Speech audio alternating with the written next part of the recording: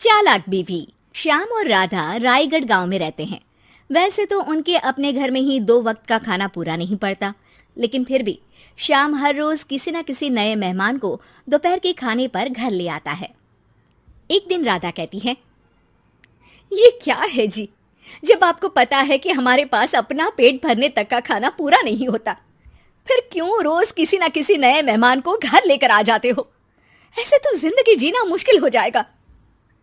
मेहमानों को खिलाना पुण्य का काम होता है, इससे भगवान खुश होते हैं। तुम क्यों उसके बीच में आकर पाप की भागीदारी बन रही हो? दोबारा मेरे सामने ऐसी बात मत करना, समझी? इसी तरह राधा बहुत बार श्याम को समझाने की कोशिश करती है, पर वो हर बार एक ही बात बोलकर उसे चुप करा देता है। इन्हें समझाना तो बेकार है, मुझे ही कोई ऐसी तरकीब सोचनी होगी जिससे मेहमान अपने आप ही यहां आना बंद कर दे। राधा तरकीब सोचने में लग जाती है और इसी तरह कुछ दिन बीत जाते हैं। एक सुबह श्याम बिना कुछ बताए जल्दी घर से निकल जाता है और राधा अपने काम में लग जाती है। कुछ घंटों बाद श्याम अपने एक दोस्त के साथ घर वापस आता है। सुनो राधा, आज दोपहर के लिए 3 मेहमानों का खाना बनाकर रखना, और याद रखना उनकी खातिर में कोई कमी ना हो। श्याम की बात पर राधा हैरानी से उसकी तरफ देखने लगती है, लेकिन दोस्त के साथ होने की वजह से कुछ बोल नहीं पाती। घर में तो ठीक तरह से 2 लोगों के खाने लायक तक दाल चावल नहीं है, और इन्हें मेहमान बुलाने हैं। बस अपना अपना बोलते हैं, दूसरे की तो कभी सुननी ही नहीं है। क्या करूं मैं? राधा क्या करूं क्या नहीं की उलझन में फंसी ही होती है कि उसके दिमाग में एक तरकीब आती है, जिस पर वो श्याम और उसके दोस्त के घर से बाहर जाते ही रसोई में से सिलबट्टा निकाल कर लाती है। अब मुझे मेरे ये साथी ही इस मुश्किल से बाहर निकालेंगे। राधा सिलबट्टे पर रोली, चावल और हल्दी डालकर उसे मेहमानों के बैठने की जगह पर ले जाकर रख देती है। कुछ ही देर में वो तीनों मेहमान भी घर पहुंच जाते हैं। आइए जी, पधारिए, हमें आपका ही इंतजार था। जी शुक्रिया। श्याम भाई कहाँ हैं? वो ना बस आते ही होंगे, तब तक आप बैठिए ना। जैसे ही वो तीनों अपनी जगह पर बैठते हैं तो सामने पूजा किए सिलबट्टे को रखा देख असमंजस में पड़ जाते हैं। और बहन, ये सिलबट्टे की पूजा कर इसे यहाँ क्यों रखा है? क्या ये आपके यहाँ का कोई रिवाज है? अरे नहीं नहीं, वो तो मेरे पति की मन्नत है, इसलिए पूजा की है। हैं? सिलबट्टे पर कैसी मन्नत? मेरे पति ने मन्नत ली है कि वो अपने मेहमानों को खाना परोसने से पहले इस सिलबट्टे से 3 बार उनके सिर पर मारेंगे। राधा की ये बात सुन तीनों मेहमानों के चेहरों की हवाइयां उड़ जाती है, जिसे देख राधा मन ही मन हंसती हुई उन्हें दिलासा देते हुए कहती है, अरे आप लोग फिक्र मत कीजिए, ज्यादा तेज नहीं मारेंगे, बस 3 बार जरा सी थपकी। और ये सुनते ही तीनों मेहमान डर से कांपते हुए तुरंत अपनी जगह से उठ खड़े होते हैं। अरे अरे, आप सब उठ क्यों गए? मेरे पति बस आते ही होंगे, फिर सब साथ में खाना खाइएगा। अरे जी नहीं, हमें कुछ नहीं खाना। ये कहकर तीनों मेहमान बिना एक पल की और देरी किए घर से बाहर भाग जाते हैं, जिन्हें जाते हुए घर के अंदर आता श्याम देख लेता है। अरे वाह राधा, उन तीनों मेहमानों ने तो बड़ी जल्दी खाना खा लिया। नहीं ना, बिना खाए ही चले गए। अरे वो क्यों? क्योंकि वो खाने से पहले मुझसे ये सिलबट्टा मांग रहे थे, तो मैंने बोल दिया कि मेरी माँ ने दिया है, मैं नहीं दे सकती, बस फिर वैसे ही चले गए। राधा की बात सुन श्याम गुस्से से लाल होकर उस पर चिल्लाने लगता है। तुम पागल हो क्या? मेहमान को नाराज कर दिया। मेहमान जो मांगे उन्हें वो देना हमारा फर्ज है। इतनी सी बात तुम्हें कब समझ में आएगी? मैं अभी उन्हें ये सिलबट्टा देकर वापस घर में ले आता हूँ, तुम खाना तैयार रखना। अब श्याम सिलबट्टा उठाए घर से बाहर निकल जाता है और मेहमानों को ढूंढना शुरू कर देता है, जो उसे पास में ही एक पेड़ के नीचे बैठे दिखते हैं। श्याम उनके पास पहुंचने ही वाला होता है कि वो उसे सिलबट्टे के साथ आता देख दोबारा भागना शुरू कर देते हैं, जिस पर श्याम भी उनके पीछे भागने लगता है। अरे रुको, मैं आप लोगों को ये देना चाहता हूँ। अरे आप लोग रुको तो सही। अरे भाई, ये तो हाथ धोकर पीछे पड़ गया है। अरे जुबान कम और पैर तेज चलाओ। वो तीनों पिटाई के डर से और ज्यादा तेज भागने लगते हैं। इसी तरह तीनों मेहमान आगे आगे और श्याम सिलबट्टे के साथ उनके पीछे पीछे पूरे गांव में घूमते हैं, जिससे धीरे धीरे गांव में ये खबर फैल जाती है कि श्याम दयालु और उदार इंसान तो है, लेकिन अब से वो किसी की भी मेहमान नवाजी से पहले सिलबट्टे से 3 बार उसके सिर पर मारेगा, जिसके प्रभाव से अब लोग उसके घर खाने पर आना बंद कर देते हैं। मैं तो उन्हें सिलबट्टा देने जा रहा था और लोगों को लगा कि मैं मार रहा हूं। कितना बड़ा बेवकूफ हूं। अब मेरी ही वजह से कोई यहां खाने पर आने के लिए तैयार नहीं है।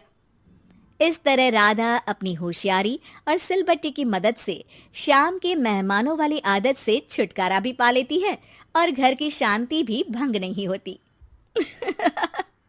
जरूरी नहीं कि हर जंग हथियार से ही लड़ी जाए, कुछ के लिए सिर्फ दिमागी चाल ही काफी होती है, और अगर शांति के साथ अच्छे से दिमाग लगाकर सोचा जाए तो मुश्किल से मुश्किल समस्या का समाधान मिल ही जाता है।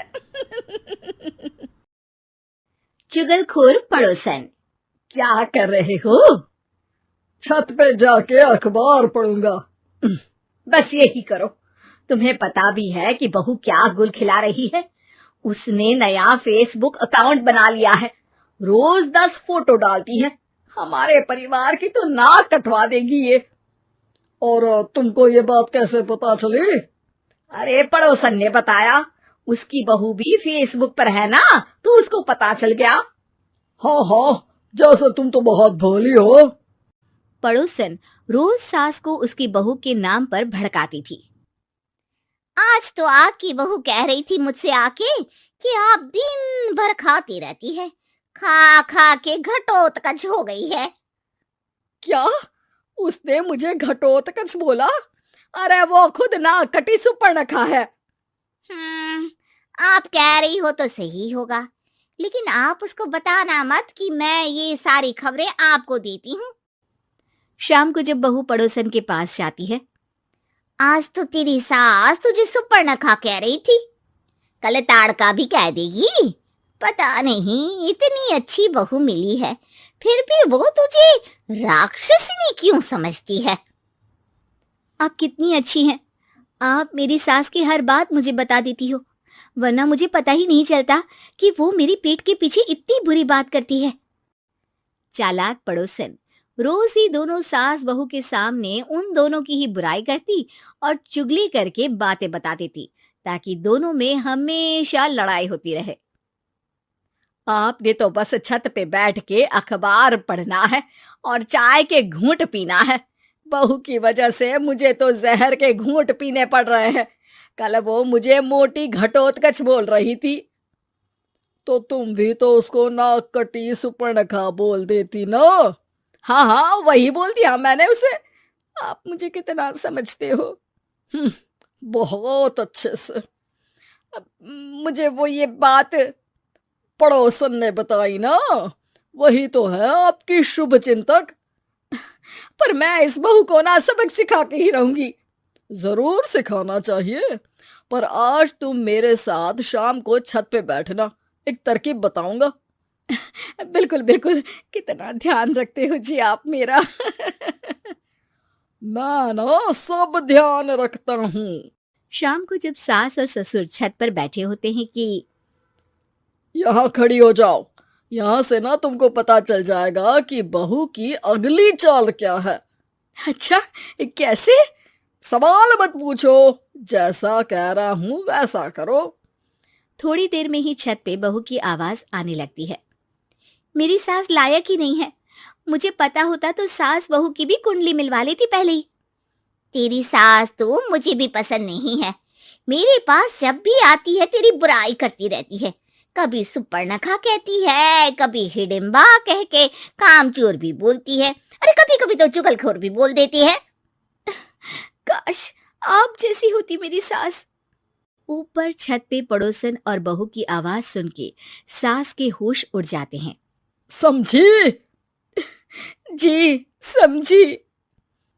सुबह तुम्हारे सामने ये बहू की बुराई करती है और शाम को बहू के सामने तुम्हारी। मतलब आप सिर्फ अखबार नहीं पढ़ते, सारी खबरें भी रखते हैं। अब तो इस पड़ोसन को भी सबक सिखाना पड़ेगा। शाम को सास बहू को जाके पड़ोसन की साजिश के बारे में बता देती है। हाँ, मुझे माफ कर दो माँ जी। तुम भी अपनी माँ जी को माफ कर दो, इन्होंने भी तो तुमको बहुत कुछ कहा है। अरे बस बस, अब ये सोचो कि पड़ोसन को सीधे कैसे करना है। अगले दिन सुबह पड़ोसन सास का इंतजार कर रही होती है, लेकिन वो देखती है कि वहां सास और बहू एक साथ आ जाते हैं। अरे अरे, आज दोनों एक साथ। हाँ, सोचा कि बहू की पीठ पीछे बुराई करने से क्या फायदा, मुंह पे ही बोलती हूँ मैं। हाँ, मैंने भी सोचा आपको 2 बार मेहनत करनी पड़ती है, एक ही बार में काम खत्म कर लोगी। हैं? वो मैं आप लोगों को कैसे पता चला? क्योंकि ऊपर वाला सब देख रहा है। पड़ोसन ऊपर देखती है, वहां ससुर खड़े होकर हंस रहे होते हैं। मतलब आप हमारी बातें सुन लेते थे? हाँ, सुन लेता था और मजे भी लेता था। आपको तो शकुनी होना चाहिए। क्या चाल खेली है आपने, एकदम सास बहू के सीरियल जैसी। तो बताओ पड़ोसन जी, मेरी बहू ने आपसे अब मेरे बारे में क्या बोला? यही बोला कि सास बहुत अच्छी है, बहुत ध्यान रखती है। अच्छा, और सास ने मेरी क्या बुराई की? नहीं ना की बुराई, हमेशा तारीफ करती है। भगवान सबको ऐसी सास दे। मेरी गलती है जो मैंने आप लोगों में आग लगाने की कोशिश की। पर छत पे लगा हुआ सीसीटीवी यानी कि शर्मा जी सब देख रहे थे। हाँ जी, मुझे माफ कर दीजिए। माफ क्या, आपको तो अब हम साफ ही कर देंगे अपने वालों की लिस्ट से। आज से आपकी और हमारी बात बंद, लेकिन बुराई जारी रहेगी। अब आपकी हरकत के बारे में पूरे मोहल्ले को बताना तो पड़ेगा ना आंटी जी।